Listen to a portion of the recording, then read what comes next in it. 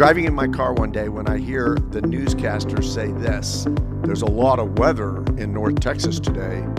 I about drove off the side of the road because of the ridiculousness of the statement. There's weather every day, everywhere. The same is true of company culture. Whether you have done it on purpose and crafted it, or it's happened by default, your company has a company culture. Great cultures separate top-tier companies from the losers.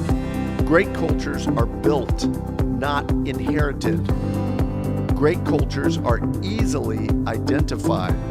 Myth: company culture is too gooey. We can't really understand it. It's just this made-up word or something that somebody came up with. Not true. Company culture is key. Louis Gerstner came to IBM from RJR Nabisco to see if he could help bail out the company that was in dire straits.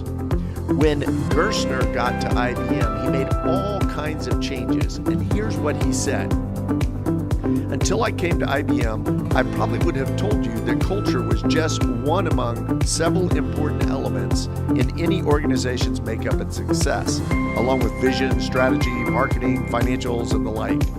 I came to see in my time at IBM that culture isn't just one aspect of the game.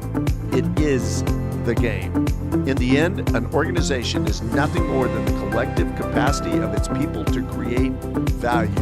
Gerstner said one thing about his experience at IBM taught him was that culture is king.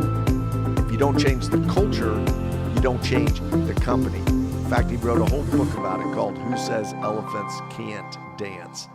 Company culture is king.